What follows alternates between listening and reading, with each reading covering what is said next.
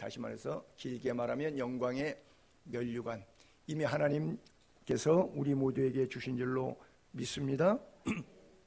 기독교는 윤리, 도덕, 철학, 그리고 지식을 전하는 그런 종교가 아닙니다. 우리들의 생명 되신 하나님을 예배하고 우리의 그분 앞에서의 바른 삶을 어떻게 살 것인가를 그대로 실천하고, 그리고 마지막까지 영원히 죽지 아니하는 이터널 라이프, 영생을 취하는 것, 이것이 기독교 존재 이유입니다. 땅의 지구에 잠시 머물고 있지만 육신적인 삶이 다가 아니라 육신적인 삶을 마치는 날 영혼의 우리 본향집에 다시 돌아가 하나님의 품에서 영생복락한다. 그것을 에덴의 회복이라고 말합니다. 그래서 우리의 믿음 신앙생활과 실천 일반 생활은 하나가 되어야 되고, 그 하나됨은 날마다 성경대로, 다른 식으로 말하면 주님이 원하시는 거룩한 삶, 내가 거룩하니 너희도 거룩하라 말씀하신 대로 살아가는 것이 바로 기독교의 핵심 신앙이라고 하는 것이죠. 오늘 베드로전서 마지막 부분인 5장에 크게는 이제 두 토막이 되는데 1절부터 4절까지는 장로들에게 권하노니, 그리고 교회 지도자들에게 어떻게 신앙생활해야 되느냐를 가리키고 있고요. 그 다음 5절 이후부터는 젊은 이들에게, 그러면서 나이 차이보다도 사역 기능상 일반 성도들을 향해서 총체적인 그런 표현으로 성도는 어떻게 신앙생활을 해야 되는가, 그래서 한 교회 울타리 안에서 목회적 지도자들과 그리고 성도들이 함께 어떻게 예수를 잘 믿을 수 있을까 하는 것을 권면하는데, 특별히 오늘은 목회자에게 해당되는, 교회 지도자에게 해당되는 부분의 말씀입니다. 먼저 1절을 올려보면은 베드로전서 5장 1절에 너희 중 장로들에게 권하노니 나는 함께 장로된 자요 그리스도의 고난의 증인이요 또 동시에 나타날 영광에 참여하게 될 사람이다. 사도 베드로가 자기를 교회 지도자들에게, 자기도 반석 위에 내 교회를 세우리니 음부의 권세가 이기지 못하리라, 그리고 이 교회를 내 양을 치라 주님 앞에 위탁받았는데, 그래서 자기는 죽으니까 이후에 계속해서 이 사역을 이어갈 사람들이 있었잖아요. 여러 교회 지도, 특별히 사도 바울이 개척해서 동서사방에 여러 교회들이 세워졌잖아요. 그 교회의 리더십을 가진 목회자들, 그래서 여기서는 감독, 목사, 장로 다 같은 의미로 이렇게 보면 돼요. 사실 베드로는 사도로 일컫지만 자기가 자기를 가리켜 스스로 장로라 그러는데, 이때쯤 나이가 67세가량 되다 보니까 그 당시에 평균 연령 수명치에서 상당히 노령층에 온 거죠. 그래서 로마 시대 정치적으로도 원로들을 장로라 그랬어요. 교회 장로가 아니라 나이가 지긋해서 아랫사람들을 국가, 경제, 정치적으로 갑론을박해서 치리해 주는 사람들을 다 원로라고 이렇게 말했거든요. 그 원로원에 계신 정치 지도자들을 장로님이 했던 것처럼 그 제도가 그대로 들어와서 교회 안에서도 믿음의 연배가 있으신 분들이 새롭게 젊은 믿음 생활하는 사람들에게 장로라고 하는 호칭을 얻게 되었던 것인데, 이것은 신약 시대에만 있는 것이 아니라 이미 구약 시대도 우리에게 주님께서 명령하셨던 부분인데, 사실 한국 교회는 이 임직론이 너무 굴절돼 있고 오염돼 있고 잘못돼서 교회 조금 가서 돈 좀 내면, 목사 눈에 들면, 목사에게 대접 잘하면 목사가 계급 올려주듯이, 뭐 군대 가게 되면 진급하려고 굉장히 힘쓴다 그러잖아요. 그래서 힘써가지고 한 단계 더 진급 올라가고, 뭐 이런 식으로 사회 구조, 직장 생활, 군대 생활 하는 것처럼 교회 생활도 똑같이 그 틀 구조 속에서 이게 생성되는 바람에 아주 오염이 돼서 이게 어지러운, 그렇게 교회가 어지럽게 됐어요. 그래서 직분 때문에 교회가 어지러움이 많아서, 그래서 사도적 교회라고 하는 교회가 있어요. 뭐 장로교, 감리교, 성결교 하듯이 사도교회라는 데가 있어요. 거기는 직분이 없어요.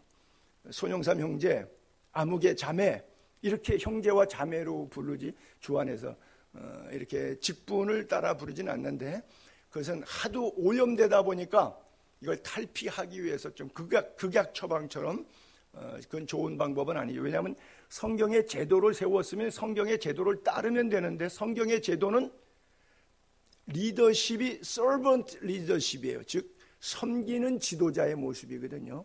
근데 이게 세상에 살다 보니까 일주일에 한 번 교회 오고 그러니까 세상 물에 더 많은 시간을 접하다 보니까 교회 와서도 그 물을 벗어나지 못해서 세상 버릇을 교회 안에 영적인 상황에 접목시키다 보니까 바로 잘못되는 임직에 대한 잘못된 생각들이 있어서 그래요.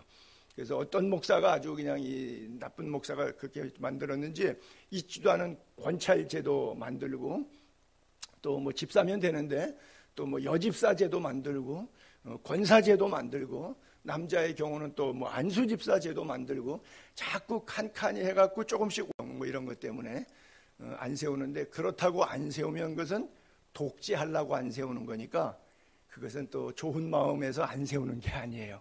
왜? 성경에 하나님께서 장로를 세우고 이렇게 말씀하셨는데 독재하는데 불편하니까 자기의 목회적 편익을 위해서 안 세운다.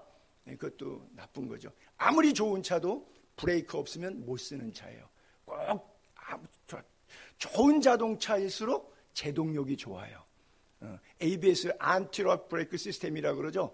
ABS 시스템이 좋은 차가 진짜 좋은 차예요. 그래서 잘 나가는 것도 중요하지만 잘 쓰는 것도 중요한데 그런 의미에서 나갈 때는 나가야 되고 쓸 때는 서야 되는 이런 협력관계 파트너십이 잘 되는 게 바로 임직을 세우신. 그래서 말씀과 기도의 목회자가 전무할 수 있도록 행정과 구제하는 사역을 그들이 전담할 수 있도록 이래서 교회 임직 제도가 생긴 것인데 이것이 종교적 허영심으로 또 감정 싸움으로 계급 분쟁으로 잘못되고 있죠. 사실 성경이 임직자에 대해서 이렇게 말하고 있는데 고린도전서 4장 1절부터 보면 고린도전서 4장 1절 2절 그리고 이제 9절 넘어가요. 사람이 마땅히 우리를 그리스도의 일꾼이다 또는 하나님의 비밀을 맡은 자다 이렇게 여김 받게 되면 그리고 그 맡은 자들의 구할 것은 충성. 그렇죠? 그리고 이제 9절부터 그 내용을 이렇게 열거해 주고 있어요. 내가 생각하건대 하나님이 사도인 임직해서 뭐 하려고 임직했느냐? 사도인 우리를 죽이기로 작정된 자. 예를 들어서 임직식을 하면서 여러분 왜 여러분을 장로로 권사로 임직하는 줄 아십니까? 하나님이 여러분 죽이려고 하는 거예요. 이제부터 죽으세요.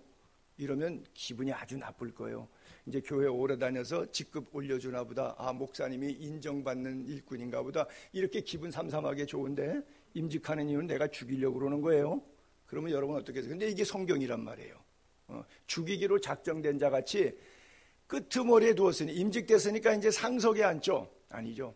끄트머리에 두셨으니 그냥 교회 청소하고 화장실 청소하고 설거지하고 할 정도로 오히려 끄트머리로 몰아가는 것이 임직의 이유라는 거죠. 우리는 세계나 천사나 사람들에게 쪼다처럼 여김을 받다. 이게 뭐예요? 구경거리가 되었다. 우리는 그리스도 때문에 어리석어졌죠. 너희는 그리스도 안에서 지혜롭고 우리는 약해졌죠. 너희는 강하고 너희는 존귀했지만 우리는 비천하게 되고 바로 이 시각까지 우리가 줄이고 목마르고 헐벗고 매맞고 정처 없고 또 수고하고 친히 손으로 일을 하여 모욕을 당한 즉 오히려 축복해주고 박해를 하면 참고 비방을 하면 그냥 오히려 권면해주고 지금까지 세상의 더러운 것과 만물의 찌꺼기같이 되었도다 그래요. 여러분 여기 17가지들이 쭉 열거되어 있는데 바로 이 상황을 하겠다고 이런 상황에 나의 삶을 시간을 물질을 내 인생을 투자하겠다고 하는 것이 임직입니다. 아마 임직식의 이 본문 가지고 권면하시는 목사님들은 안 계실 것 같아요. 그렇죠? 여러분 그러므로 우리가 저는 저 자신대로 목사로 여러분 이제 장로, 권사, 집사로 임직했을 때 그 하나님 앞에서의 부름받은 자리가 어떤 자리인가, 계급 한 단계 올라가는 것인지 정말 복음을 위해서 나를 쳐서 복종해서 자기를 부인하고 자기 십자가를 더 잘 지는 것인지 우리 한번 다시 생각해 보는 시간 되었으면 좋겠고요. 장로라고 하는 것에 대한 기원은 구약성경 민수기서 11장하고 출애굽기 24장에 한번 볼게요. 여호와께서 모세에게 이르시되 이스라엘 노인 중에 내가 알기로 백성의 장로와 지도자가 될 만한 자 70명을 모아라. 그래서 모세가 노인 가운데 리더십이 좀 있는 사람 70명을 모았어요. 그리고 시내산에 십계명 받으러 가기 전에 산 중턱까지 올라갑니다. 그래서 처음에 회막에서 백성들 사이에서 시내산까지는 못 가지만, 시내산은 모세만 가지만, 그 모세가 시내산에 올라가기 전까지, 직전까지 마지막 수행을 했던 사람이 이 70명의 장로들이에요. 똑같은 얘기가 출애굽기 24장 1절에도 또 모세에게 이르되 너는 아론과 나답과 아비와 이스라엘 장로 70명과 함께 여호와께로 올라와 멀리서 뭐 하라고요? 경배하고. 그들이 하는 역할은 뭐예요? 하나님을 경배하기 위해서 하나님께서 특별히 가까이 부르신 사람들이라 그랬어요. 그래서 베드로가 그렇게 된 거잖아요. 하나님 예수 그리스도의 제자로 가까이 부름받았잖아요. 그래서 예수님의 3년 동안의 공생애 동안에 겟세마네 동산에 피와 땀을 흘리시면서 로마 군인에게 잡혀 얼굴에 침뱉음 당하고 채찍에 맞고 옷 찢기고 십자가에 비참하게 죽는 그 고난을 다 경험했어요. 그러면서도 한때는 변화산에서 모세와 엘리야 사이에 신눈같이 하늘에서 음성이 들리면서 이는 내 사랑하는 아들이요 기뻐하는 자라는 음성도 들었고, 부활했다는 막달라 마리아의 소식을 듣고 무덤에 갔을 때 천사로부터 너희보다 먼저 갈릴리로 갔다는 이 음성도 들었었고, 또 물고기 잡으려고 했는데 그날도 허탕쳤는데 153마리 큰 물고기 잡았던 요한복음 21장 스토리처럼 내가 나를 사랑하느냐, 부활의 영광의 주님을 만나서 사랑의 메시지를 직접 듣는 그런 영광도 참여해보니까 고난과 영광의 영욕의 세월 속에 다 지켜봤기 때문에 너희 중 장로에게 고난을 나는 함께 장로 됐는데 그리스도의 고난에도 증인이요 나타날 영광에도 참여할 자가 되었다. 베드로는 스스로 그렇게 이야기하고 있어요. 그 얘기는 뭐냐? 목회자뿐 아니라 그리스도인 우리 모두는 그리스도의 고난에도 동참할 수 있어야 되고요, 당연히 하나님의 영광의 자리에도 참여하게 될 것을 믿는 믿음도 가져야 됩니다. 히브리서 11장 믿음장에는 6절에 그렇게 말했죠. 믿음이 없이는 하나님을 기쁘시게 못한다. 그렇죠? 우리가 하나님을 기쁘시게 할 수 있는 요소가 뭐냐? 믿음이라고 하는 거죠. 근데 그걸 뭘 믿는다는 거냐? 두 가지 사실을 적시했는데, 하나님 살아계신다. 하나님 살아계신다. 반드시 그가 계신 것과. 얼마 전에 누가 교회 찬양팀에 가서 찬양 봉사를 열심히 했는데 그 찬양 봉사팀 가운데서 확진자가 하나 나왔어요. 근데 자기는 확진이 안 됐는데 그 찬양 봉사하는 동안에 아이가 잠옷실에서 좀 놀았을 거다니. 근데 애는 걸렸어요. 그러니까 너무 힘들어해요. 오죽 힘들었으면 정신적으로 우울하고 힘들어갖고 쇼크를 받아서 119에 실려갈 정도로 너무너무 마음이 무겁고 힘들어. 내가 하나님을 찬양했고 우리는 멀쩡한데 왜 애는, 하나님이 왜 애를 때리셨나, 애를 치셨나 뭐 이래갖고 자기 안에 너무 혼란스러워갖고 막 힘들어요. 그래서 제가 문자를 보내줬어요. 하나님은 다 하신다. 하나님은 다 하신다. 하나님이 반드시 살아계신 것 믿으시기 바랍니다. 그가 계신 것과 상황 여하를 떠나서 자기를 찾는 자에게, 끝까지 찾는 자에게 상 주시는 이심을 믿어야 할지니라. 처음에 뜨거운 감정으로 예수 믿겠다고 헌신하고 결단하고 많이 그래요. 그런데 끝까지 가지는 못해요. 요즘에는 그런 일이 별로 없는데 제가 학창시절, 젊은 시절, 전도사 시절에는요, 대형 집회, 선교 집회, 부흥회만 하게 되면 강사가 마지막 날은 헌신 결단시켜요. 주의 종할 사람, 선교사로 나갈 사람.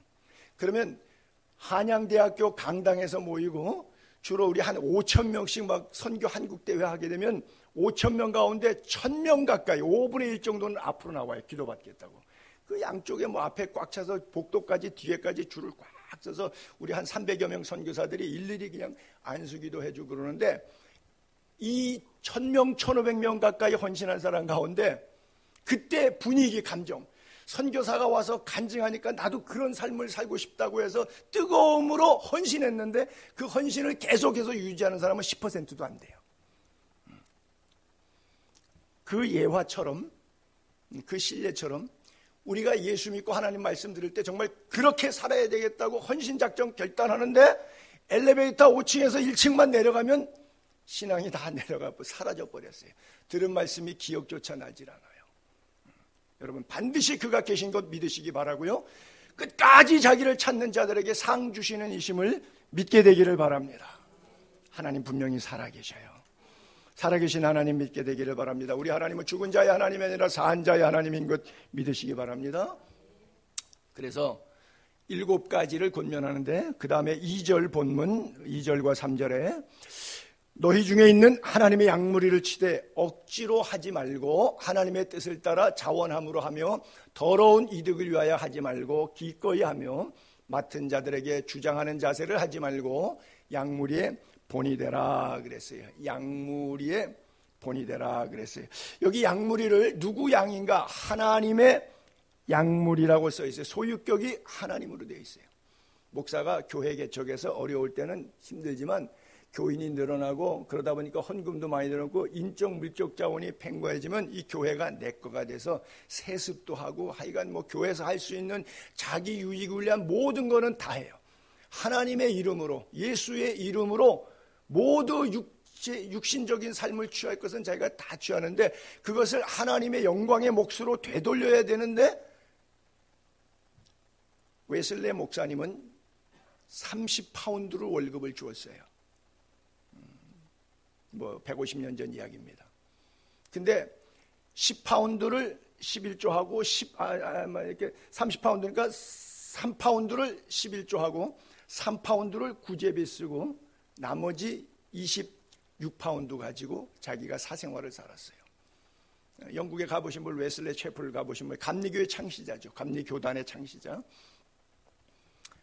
교회가 부흥돼서 그 다음에 60파운드를 줬는데 셋째 해는 100파운드를 줬는데 나머지는 다 그대로 구제와 11조에 쓰고 그리고 자기는 26파운드로 생활은 계속 이어갔어요. 세계는 나의 교구다. 수없이 말 타고 그 당시에 여행하면서 길에서 구제하고 복음 전하는데 다 쓰고 자기 생활은 최소화해서 더 생활을 늘리지 않고 그 금액 범위 안에서 계속해서 사셨어요. 교회에서 많이 주면 많이 사역하고 작게 주면 작게 사역하고 자기 생활은 최소화해서 살으셨어요. 이게 바로 하나님의 약물이기 때문에 이 양이 커지면 내의 물질적인 양도 많아진다 이렇게 생각하지요. 주로 아마 싹군 목자와 양을 위하여 목숨을 버릴 수 있는 선한 목자의 차이인데 저도 스스로 많이 회개하고 깨닫는 부분이 있습니다. 세상 논리는 내가 장사해서 열심히 해서 새벽부터 밤까지 일해서 돈 벌면 이건 내 돈이기 때문에 내 마음대로 써도 된다라고 생각해요. 목사도 새벽부터 개척해갖고 열심히 뛰고 또 뛰어서 교회가 커졌으니까 이건 내가 마음대로 해도 된다. 똑같은 세상적인 논리가 목회에도 접목되어서 사유화되고 세습화되어 있어요. 이것은 하나님이 기뻐하지 않는 일들입니다. 여러분, 여러분들의 모든 소유, 여러분들이 그렇게 느낄 거예요. 교회가 커졌다고 목사가 자기 거라고 생각하는 것은 나쁜 것이라고 생각하죠. 맞습니다. 그런데 여러분에게도 적용하세요. 내가 돈 벌었다고 다 내 거다, 내 마음대로 써도 된다. 아니요. 하나님의 물질입니다. 하나님의 약물이, 하나님의 사업, 하나님의 건강, 하나님의 물질, 모든 것이 하나님으로부터 왔다. 이렇게 생각하게 되기를 바랍니다. 그 원리는 하나님이 우리를 사랑하셔서 부으시는 거예요. 특별히 하나님의 약물이를 칠 때 가장 중요한 원리를 사랑을 근거로 두죠. 요한복음 21장 15절, 16절, 17절에 내가 나를 사랑하느냐 3번 물으실 때 같은 단어니까 한번 잠깐만 보면 빨간 글자만 파란 글자만 볼게요. 사랑하느냐? 그렇습니다. 내 어린 양을 먹이라. 두 번째도 사랑하느냐? 그렇습니다. 내 양을 치라. 세 번째도 사랑하느냐? 그렇습니다. 그랬더니 내 양을 먹이라. 자, 3가지 질문의 키워드는 love, 사랑이에요. 그렇죠? 우리 안에 있는 사랑이 있느냐는 거예요. 그렇죠? 주님에 대한 사랑. 목사가 목회할 때 신학대학 나왔는데 빌어먹을 수는 없고 배운 건 이거니까 이걸 이 길을 가야지. 그러고 사제 출연해서 편의점 구멍가게 차리듯이 예배당 만들어 놓고 거기서 으쌰 열심히 해갖고서는 목회한다. 그렇게 하는 게 아니라 주님의 사랑 때문에 사랑의 도전 앞에 내가 응전돼서 부르심의 길을 가는 거예요. 그렇죠? 여러분들도 신앙생활 마찬가지. 그리고 개인 사업을 해서 돈이 많아졌다. 목회를 열심히 해서 하나님이 은혜 가운데 양을 많이 교회를 키워줬다. 그럴 때는 그 물질적인 것, 그 소유적인 모든 개념들이 누구 거냐? 저기 파란 글자 써 있는 것처럼 my, 주님이 말씀하시기를 내 거라는 거예요. 그렇죠? 이게 목사 게 아니에요. 인간 게 아니에요. 누구 거예요? 주님 거예요. 내 어린 양을 먹이라. 내 양을 치라. 내 양을 먹이라. 그렇죠? 소유격이 분명히 주님께 있어요. 주님을 사랑할 때 주님의 그 사랑의 도전 앞에 내가 최선을 다해서 일할 때 거기에 생겨지는 모든 부분들은 주님으로부터 온 것이라고 하는 거예요. 그래서 신앙생활도 목회도 가장 선결되는 것이 사랑이에요. 사랑. 사실 다음 달에 우리 교단에서 우리 이열 전사님도 마찬가지고 목회자를 내년 5월달 총회 때 이제 목회 안수 받으실 분들이 계신데 목회자 후보생들 교육이 있어요. 그래서 선교교육국에서 저보고 와서 80분 동안 교육을 1시간 좀 맡아서 달라 그래서 제가 고민을 하고 있는데 기도하는 가운데 마침 이 강해를 하다 보니까 정말 사랑이 중요한 게 아니겠는가 하는 그런 생각을 최근에 좀 갖게 돼요. 여러 가지 목회적인 기술을 얘기하는 것보다도 원로 목사님들의 공통점, 제가 원로 목사님 우리 교회도 수차례 이렇게 모시고 뭐 박조든 목사님이든 민태권 목사님이든 제가 직접 모셨던 창식교 이철영 목사님이든 뭐 최복규 목사님이든 뭐 김재규 목사님이든 제 주변에는 한국교회 나름대로 교회를 건강하게 또 튼튼하게 세웠던 목사님들이 많이 계신데 그분들의 공통적인 발언, 이분 얘기 들어도 저분 얘기 똑같은 발언 하나 나오는 공통점이 있어요.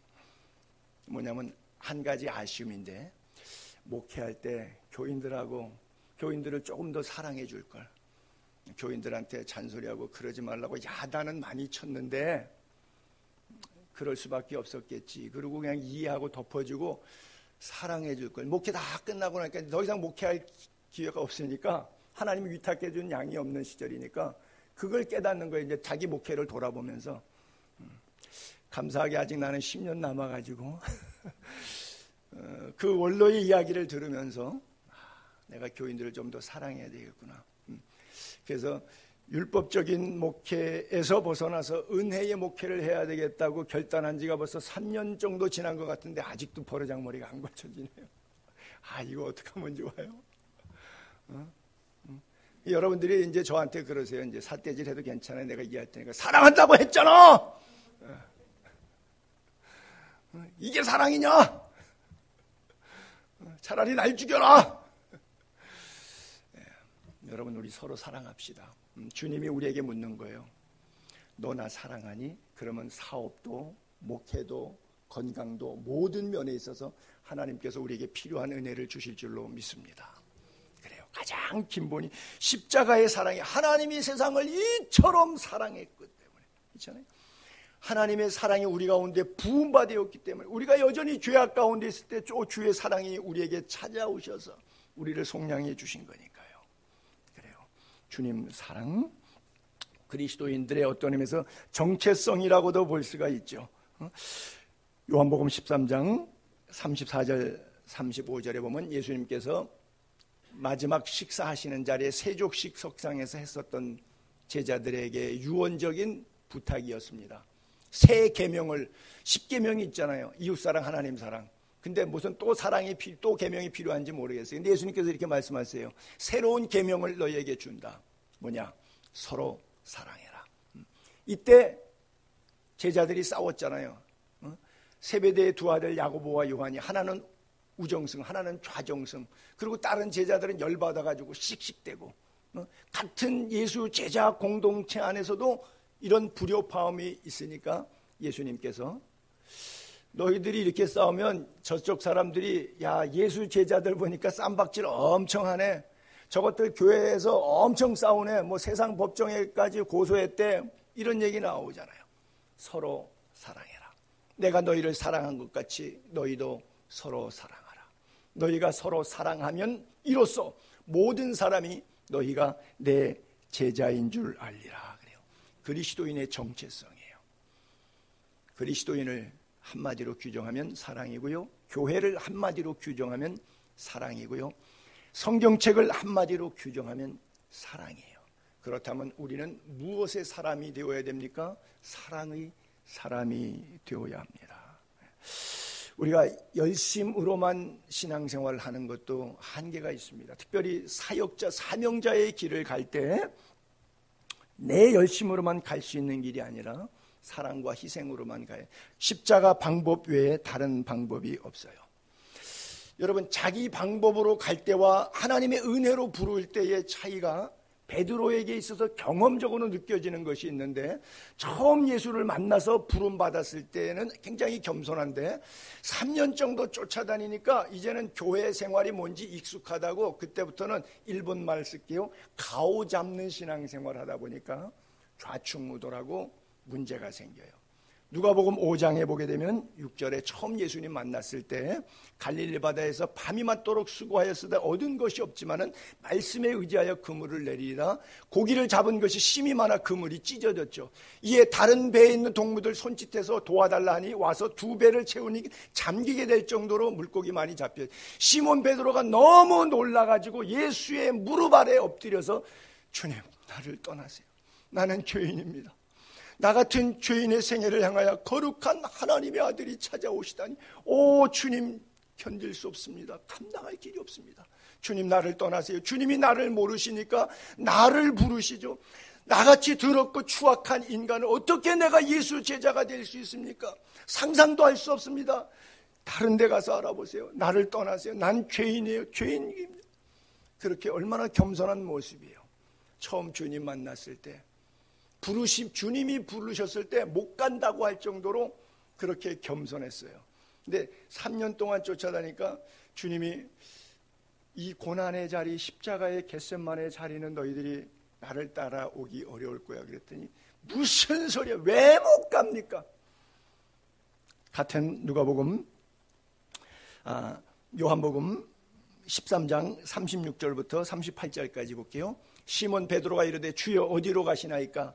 예수께서 대답하여 내가 가는 곳에 내가 지금은 따라올 수 없으나 후에는 따라오리라.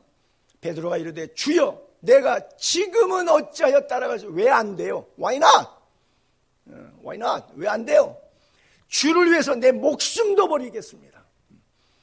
단어가 좀 다르죠. 아까는 너무 죄가 많아서 내가 감당할 수가 없는, 주님 나를 떠나달라고 했던 베드로의 모습과 3년 뒤의 베드로의 모습은 지금 왜 안 돼요? 목숨 버리고 따라가면 될 거 아니에요? 그렇죠? 자기 열심. 예수께서 대답하시되 내가 나를 위하여 목숨을 버리겠느냐? 주님이 마음이 답답하시죠. 지금 주님이 베드로를 위해서 목숨 버리는 순간이 오셨는데, 내가 진실로 진실로 내게 이르노니 닭 울기 전에 네가 3번 나를 부인하리라 그랬어요. 여러분, 이거 자기 열심이 얼마나 주님을 아프게 하고 주님을 이해 못하고 반항하고 불순종이죠. 이게 주님 따라간다고 따라가는 게 아니라 거역하고 불순종한 거예요. 근데 자기는 거역하고 불순종이라고 생각할까요? 아니죠. 자기 열심의 주를 더 목숨 걸고 섬길 수 있다고 대드는 것이죠. 그래서 우리가 신앙생활할 때 우리의 신앙을 자꾸 돌이켜봐야 합니다. 특별히 오늘은 목회자에 되는 장로들에게 권면한 메시지인데, 거기 7가지를 제가 토막을 내볼게요. 본문 2, 3절에 억지로 하지 말라. 신앙생활, 이거 목양자들에 대한 권면도 되고 여러분들은 신앙생활에 대한 권면으로 들으셔도 좋습니다. 억지로 하지 말라. 하나님의 뜻에 맞게 해라. 뜻이 아니면 하지 말라는 거예요. 그 다음에 자원함으로 해라. 더러운 이득을 위해서 give and take, 뭐 이런 신앙으로 하지 말라. 기꺼이 하라. 즉 즐거움으로 하는 거, 억지로 하지 말라는 뜻하고 같죠. 주장하는 자세를 하지 말라. 뭐든지 리더십이 있다고 해갖고 자기가 다 하고 자기 반대편에 서면 다 까뭉개고 이렇게 하지 말라. 그 다음에 본이 되라. 샘플이 되라. 약물이의 본이 되라. 그래서 1, 2, 3번 세 가지는 어떤 면에서 하나로 묶여질 수 있죠. 억지로 하지 말고, 그러니까 지 뜻대로 하지 않는 거죠. 하나님의 뜻대로 하는 것이죠. 그래서 자원하는 즐거움으로 해야 된다. 이 길이 누가 가라 그래서 갈 수 있는 길은 아니죠. 또 내가 원해서 가는 길은 아니고요. 십자가의 길이기 때문에 자원함이 없이는 감당할 길이 없는 것이죠. 찰스 윈돌 목사님의 조크에 설교집을 읽다 보니까 조크에 그런 글이 나왔더라고요. 젊은 아들을 아침에 엄마가 막 방문을 열고 이불을 제끼면서 빨리 일어나라고 막 게을러갖고 침대에서 안 일어나니까, 특별히 이제 겨울 같은 때는 조금 일어나기가 힘들 때가 있잖아요. 막 그러면 막 깨우니까 아들이 이불 속에 다시 벽에를 뒤집어 쓰면서 왜 지금 일어나야 되는지 세 가지 이유를 대라고. 그랬더니 세 가지 이유를 냈는데 엄마가 그러더래요. 오늘은 주일이고 교회를 가야 되니까. 두 번째는 예배 시간 30분밖에 안 남았는데 넌 아직 샤워도 안 했잖아. 그리고 마지막 세 번째는 내가 그 교회 목사잖아. 네가 그 교회 목사잖아. 목사님의 그 설교집에 있는 조크이지만 억지로 하지 말라. 하나님의 뜻을 따라 자원함으로 하라. 우리가 모든 신앙생활이 그래야 되지 않을까 생각해요. 하나님의 뜻, 여러분 이렇게 많은 사람들이 이렇게 가끔 가다가 뉴스나 인터넷에 보게 되면 가짜 짝퉁 목사, 사이비 교주 같은 목사들이 안수기도 해주니 뭐하냐 갖고서는 다 돈 긁어먹기 위해서 자기의 뜻, 자기 발언을 하나님의 음성이다, 하나님의 뜻이다 이래갖고 뒤집어 씌워가지고서는 장난질하는 거 있죠. 방언 날라리 몇 개 하고 그 다음에 그것을 풀어주고 이러면서 하나님의 뜻이다 그러니까 영적으로 그냥 봐는 장로고 권사고 집사니까 나는 평신도 입장에서 이미 직급에 눌려가지고 그 권세 아래 갖춰지는데 그 권세가 하나님의 권세, 하나님의 뜻이 아니라 사탄의 뜻인 경우가 대한민국에는 90%입니다. 제가 볼 때 이 통계가 제 임의적인 통계에 불과합니다만은 그건 다 90%. 정말 하나님의 뜻. 하나님의 뜻은 뭐냐? 내가 손해보고 내가 망하고 내가 병들고 내가 죽는 게 하나님의 뜻이고요. 내가 살아서 남 죽이는 거. 그래서 그 사람이 교회나 예수쟁이에 대해서 목사에 대해서는 환멸을 느끼는 거. 그거 사탄의 뜻이에요. 그건 정확한 거예요. 근데 이게 뒤집어 있잖아요. 90%는 반대로 가고 있잖아요. 내가 당첨되면 내가 얻으면 기도응답이고 하나님의 뜻이고 내가 안 되면 왜 이러지 헷갈려하고 성서적 해석이 되지 않아갖고 이건 하나님의 뜻이 아닌 것 같은데 라고 해서 거부하죠. 자기 십자가 지는 것, 자기 부인하는 것은 다 우리가 거부하고 싶은 내용들이라고 하는 말이죠. 여러분, 예배소 교회의 마지막 고별 선교했을 때 교회 지도자들에게 사도행전 20장 28절에 목회자의 세 가지 자기 절제를 이렇게 표현했죠. 자기를 위해서 조심해라. 두 번째, 온 양떼를 위해서 조심해라. 삼가하라고 하는 것이죠. 그리고 교회를 위해서 조심해라. 자, 자기 자신, 두 번째는 양떼, 세 번째는 교회를 위해서 세 가지 삼가하라고 하는 것인데 왜 그러냐? 중간에 보게 되면 성령이 그들 가운데 여러분을 감독자로 삼다. 교회 지도자로 삼았다는 것이죠. 그래서 자기 피로 사신 교회를 보살피겠잖아요. 예수의 교회의 예를 들면 저에게 하나님이 피로 사신 이 예수의 교회를 성령이 그들 가운데서 우리들 가운데서 감독자로 삼고 장로로 삼고 목사로 삼아서 보살피게 했잖아요. 근데 내가 영삼이가 자원해서 그냥 가는 길이냐, 성령이 삼아주신 길이냐, 성령의 보내심을 입은 길이냐, 여기에 있어서 이 목양이 달라지는 겁니다. 여러분들의 가정도, 여러분들의 경제활동도, 여러분들의 직장 생활활동도 다르지 않다고 생각해요. 그 부르심의 길이 성령인지 내 결정인지 분명하셔야 돼요. 내 결정이면 부작용이 많아요. 성령의 뜻이면 부작용, 어려움이, 환경이, 역경이 와도 힘들지가 않아요. 바로 그것이 부르심의 길인지 내 감정의 길인지 다른 차원이에요. 그래서 자기 감정으로 하는 것 같으면 업앤다운이 심해서 왜? 이익이 되면 하고 이익이 안 되면 때려치는 거예요. 왜 성경이 뭐라 그래요? 더러운 이득을 위하여 하지 말고 그래요. 직업의 하나로 소득을 삼는다 그러면 목사만큼 또 힘든 일이 없겠죠. 여기도 확률적으로 보게 되면 한 5%는 대박치고 95%의 목사들은 힘든 삶을 살고 있겠죠. 그러나 이 목회가 한 명을 목회하든 만 명을 목회하든 하나님께서 위탁된 양들이기 때문에 내 양이 아니라 주님의 양이니까 더러운 이득을 위하여 하지 말고 겸손하게 하나님이 주신 목양을 따라 한다면 그것이 은혜겠죠.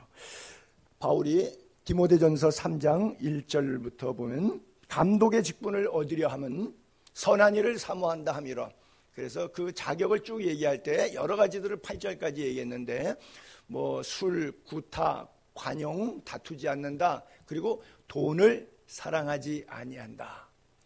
그러고 나서 또 8절 이후에는 집사들의 자격 조건에 대해서 쭉 얘기하면서 집사들은 정중하고 일구연하지 아니하고 술에 임박히지 아니하고 또 더러운 일을 탐하지 아니하고, 즉 교회 지도자나 교회 평신도층이나 그리스도 안에 공동체에 있는 사람들에게는 돈을 사랑하거나 더러운 이득을 탐하지 아니하는 것이 마땅한 경제적 원리다. 탈란트의 삶을 사는 성도들에게 권면하는 메시지죠. 누구나 성공지향적이라고 하는 것이 물질의 많음을 원하는 것을 성공지향적이라고 생각을 하게 됩니다. 목사도 마찬가지고요. 여러분과 저의 관계가 특별히 목사 입장에서는 받는 요를 족한 줄 알고 하나님의 채워주심을 경험하며 살면 그건 좋은 목사인 거고요. 왜 나 요거밖에 안 줘? 이거 나를 무시하는 거야? 뭐 이렇게 생각하면 싹군 목사가 될 터이고요. 또 거꾸로 여러분 입장에서 성도들은 최선을 다해서 목회자를 보이는 하나님으로 목회자의 입을 통해서 살아있는 하나님의 말씀을 나의 신앙과 삶 인격 가운데 부어주신다 생각하고 목회자를 섬긴다면 그것은 좋겠죠. 그러나 저 뭐 찌질이 같은 건 뭐 내 용돈이나 쳐다보고 사는 목사, 뭐 싹군 목사, 뭐 이런 시각으로 목사를 대한다 그러면 그땐 여러분들에게 아무래도 은혜가 되기가 어렵겠죠. 그래서 우리는 서로가 서로에게 행복한 마음이 있었으면 좋겠다. 서로가 서로에게 관대하고 관용하는 마음이 있으면 좋겠다. 이것이 바울이나 베드로가 성경을 통해서 교인들에게 주시는 메시지죠. 사실 사도 바울도 이 헌금 문제, 교회 재정 문제 때문에 굉장히 시련과 어려움을 많이 겪었던 사람 가운데 한 사람입니다. 고린도후서 9장에 보게 되면 이 메시지가 흐르고 있는데요. 5절에 보게 되면 바울이 이런 설교를 했어요. 너희가 전에 약속한 연보를 미리 준비하게 하도록 권면하는 것이 필요할 줄로 생각했다. 왜 이 일이 필요했냐? 감정의 은혜 받아서 하나님 내가 뭐 하겠습니다. 그거 제가 할게요. 이랬는데 안 해. 말할 때는 그 분위기 속에서는 할 마음이 분명히 있었는데 집에 가서 생각해 보니까 돈 아까워. 안 해. 이런 일들이 교회 교인들 가운데 다반사로 있었어요. 그래서 미리 준비해야 되겠다는 것을 권면, 설교할 필요가 생겼다. 이렇게 준비하여 참 연보답고 억지가 아니다. 이것이 곧 적게 심는 자는 적게 거두고 많이 심는 자는 많이 거둔다 하는 말이로다. 각각 그 마음에 정한 대로 할 것이요 인색함으로나 억지로 하지 말지니 하나님은 즐겨내는 자를 사랑하신다. 자, 이 설교를 들었을 때에 바울과 감정이 좋은 교류가 있는 사람들은 그 설교를 아멘으로 받을 수 있어요. 근데 바울과 감정이 조금 틀어져 있는 사람들은 저 설교를 어떤 설교로 듣죠? 돈 많이 내라고 하는 이야기구나. 뭐 적게 심으면 적게, 많이 심으면 마도 하나님은 즐겨내는 자를 사랑한다고. 아이고, 돈 걷는 방법도 여러 가지다. 참 성경을 인용해서 아전인수격으로 하는구나. 이래요. 그런 사람이 고린도 교회 바울 당시에 있어서 바울이 그 얘기를 듣고 마음이 많이 상했어요. 고린도후서 같은 그 12장으로 조금 내려가면 16절에 하여간 어떤 이의 말이 바울의 귀에 들린 거예요. 어떤 이의 말이 내가 너희에게 짐은 지우지 아니하자. 돈 달라는 직접 화법으로 설교는 안 했는데 간접 화법으로 교활한 자가 되어 너희를 속임수로 취하였다 하니 그래요. 그래요. 바울이 그런 얘기를 들을 때 자존심이 좀 상했겠죠. 왜냐하면 바울은 자비량 선교하고 나름대로 최저임금선에서 주님을 섬기고 복음을 위해서 애쓰고 수고하고 먹지 못하고 줄이고 그러면서도 그들의 영혼이 천국 가기 위해서 애쓰고 수고한 사람인데, 그리고 이 고린도 교회 거액의 헌금을 예루살렘에 흉년이 들었을 때 구제 헌금을 가서 전달했던 사람인데 2차 흉년이 왔어요. 아가버 때 흉년인데 또 한 번이 흉년이 더 왔어요. 2차 흉년 때 지난번처럼 이번에도 한 번 더 합시다 해서 했는데 낸 사람들은 잭소리 안 하는데 못 낸 분들과 안 낸 분들이 자존심이 상해갖고 왜 또 돈 걷어? 그러고 융단 폭격이 들어온 거예요. 그래서 사람들에게 직접 화법으로는 돈 내란 말 안 해도 결국 그 얘기가 돈 내라는 얘기지 뭐야. 아주 교활해. 하여간 목사들은 말 잘해. 트릭으로 잘 속여서 결국은 취해가는 거야.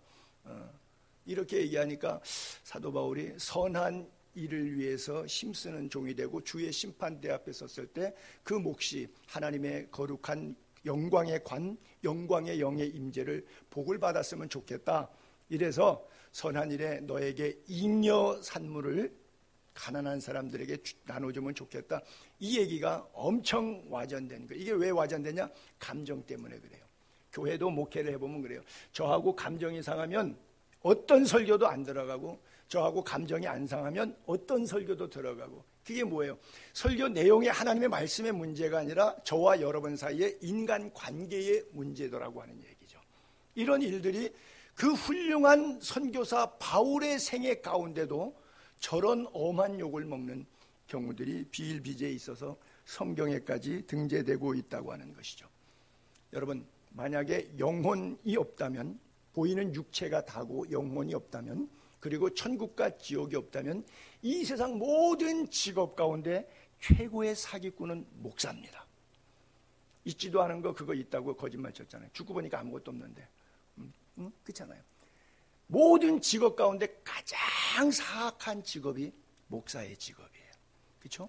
성직으로서의 부르심이에요. 그래서 여러분들, 우리 여기 신학생들도 지금 두 분 와 계신데 고민하시고 가시기 바랍니다. 이게 사기꾼이 될 건지 아닌지, 여러분 정말 하나님의 부르심에 분명한 도전이 필요해요. 이 물질이라고 하는 것은 양면성이 다 있습니다. 선도 아니고 악도 아니에요. 그렇죠? 늘 말씀드립니다만은 칼을 강도의 손에 가지면 살인을 해요. 근데 칼을 정숙한 현숙한 가정주부의 손에 칼이 들어가면 맛있게 요리해서 온 가족의 건강하고 행복한 삶을 영위하게 만들어줘요. 똑같은 돈이 탕진하고 오락하고 간음하고 살인하고 죄 짓는데 돈이 들어갈 수도 있고요. 그 돈을 생명 살리고 구제하고 선교하는 일에도 사용될 수가 있어요. 즉, 그 물질 문제가 아니라 누구 손에 있느냐, 물질을 대하는 자세가 믿음의 눈으로 보느냐 육신의 눈으로 보느냐의 차이라고 하는 것이죠. 어떤 자세로 물질을 대하느냐, 소유 개념과 사용 개념의 선한 청지기가 바로 그 메시지인 것이죠. 자, 디모데전서 5장 17절 18절에 보게 되면 성도들에게 주는 권면인 것 같기도 해요. 이런 메시지는요, 잘 다스리는 장로들, 목회자를 얘기하는 거죠. 배나 뭐 2배, 3배 이렇게 배나 존경할 자로 알되 말씀과 가르침에 수고하는 이들에게 더욱 그렇게 하라는 것이죠. 여기에 존경이라고 하는 것은 마음도 표현이 되고 물질 있는 곳에 그 마음이 가게 되니까 여러 가지 그분의 사역에 협력하는 것을 존경이라고 표현할 수 있겠죠. 성경에 일렀으되 곡식 밟아 떠는 소의 입에 망을 씌우지 말라. 또 일꾼이 그 싹을 받는 것이 마땅하다 하였기 때문에 교역자는 너는 없어도 되잖아. 뭐 목사가 이렇게 물질 세계로 안 살잖아. 이래갖고 자기 잣대로 해가지고 교역자를 궁핍하고 힘들게 하지 말라. 주의 일을 할 때는 주의 제단에서 먹는 것이 당연하다, 그건 성경이다, 이런 권면을 줬는데, 반대로 목회자에게는, 저거는 이제 위에는 성도에게는 해당되는 말씀이에요.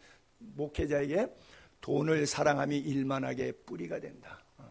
목회라고 하는 명분하에 자기 과시적, 또 자기의 꿈을 한번 펼쳐보고 싶은 이런 것, 그것이 미자립교회를 돕는 것이든 해외 선교를 하는 것이든 대안학교를 세우는 것이든 봉사관을 세워서 장애인들을 돕는 것이든, 내가 한번 교인들 돈으로 뭔가 의지를 멋있게 해보겠다, 표현은 다 멋있는데 그것이 그러다 보니까 교인들이 다 돈으로 보이는 거죠.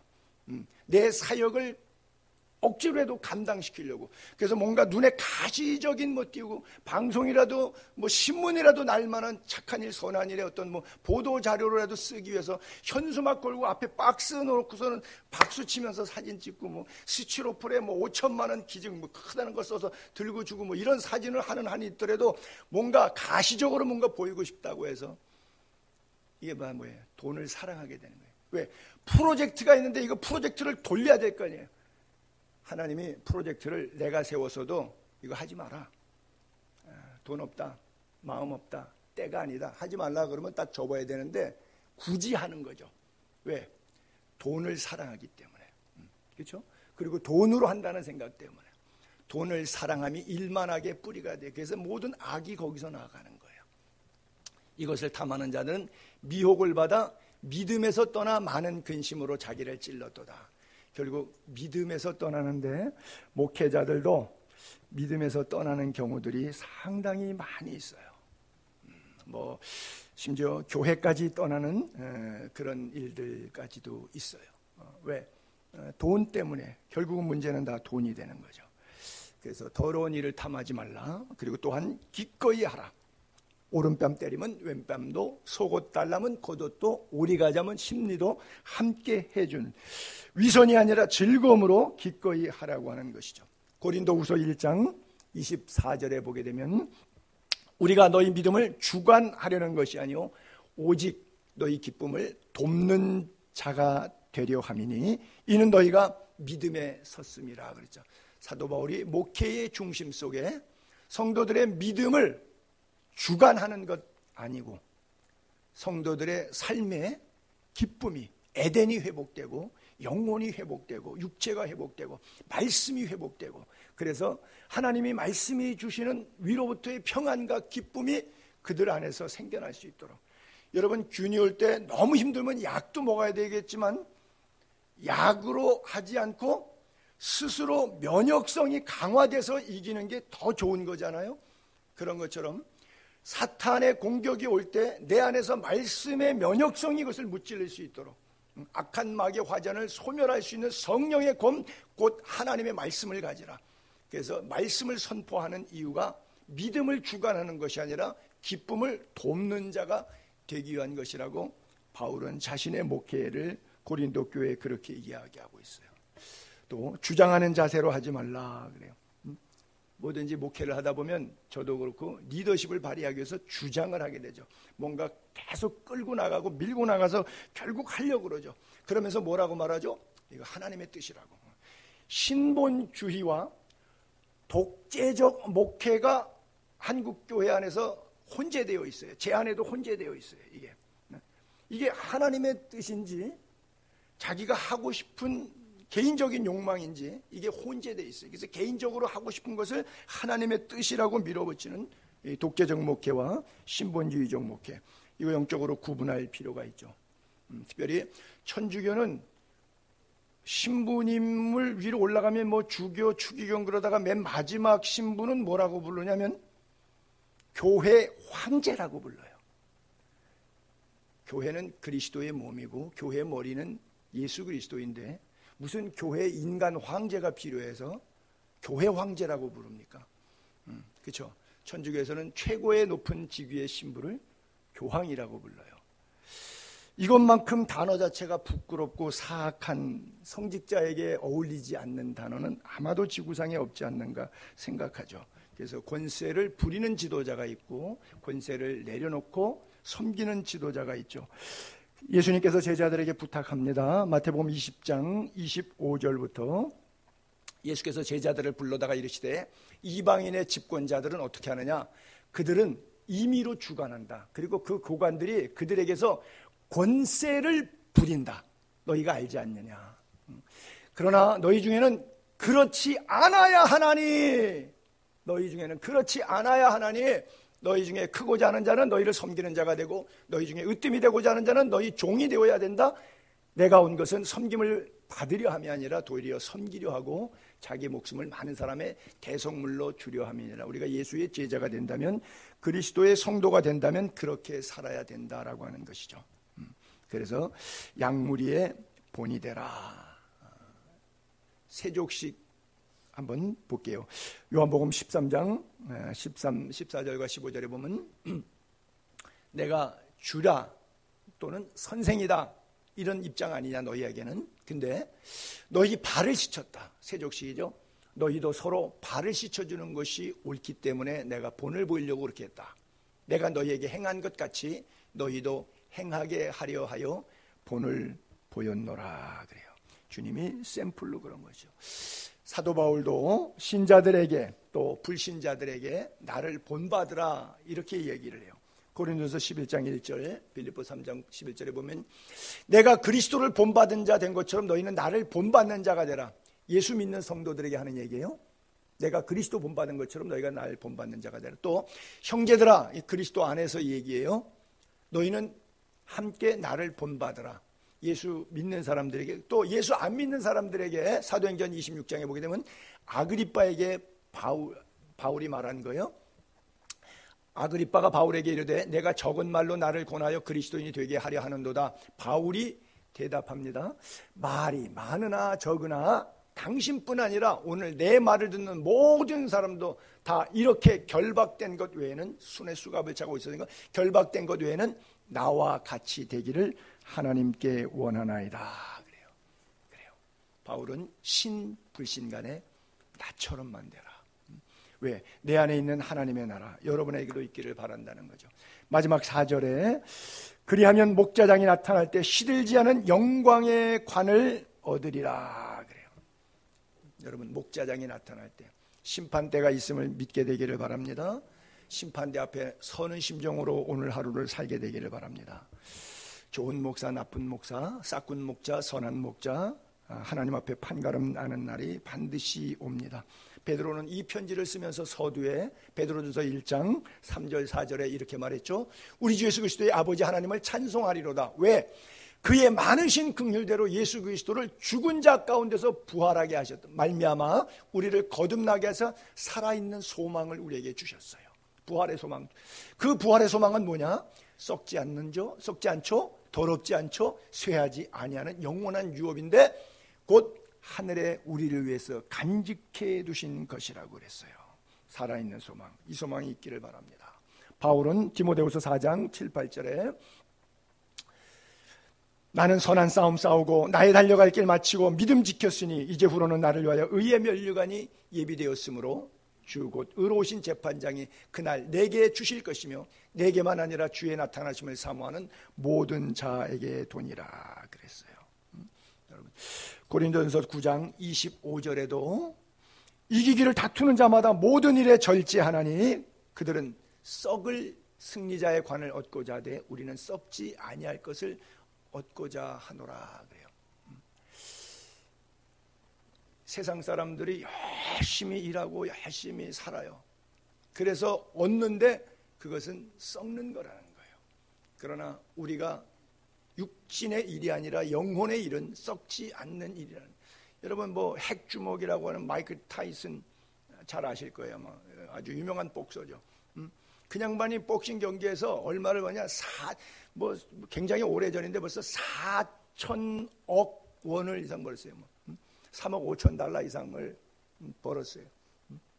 그래가지고 그 사람 집에 그 해외 토픽에 이렇게 나오니까 호랑이를 애완견 기르듯이 호랑이를 하나 갖다가 기르고 방이 85개인데 BMW나 벤츠 같은 건 차로 취급을 안 해갖고 45억 주고 차를 맞춰서 45억 원짜리 승용차를 몰면서 그렇게 뭐 온갖 여자들 뭐 매일 밤 바꿔가면서 파티하면서 그렇게 살았는데 우울증 걸려갖고 중리산이 그리고 삶에 희망이 없대요.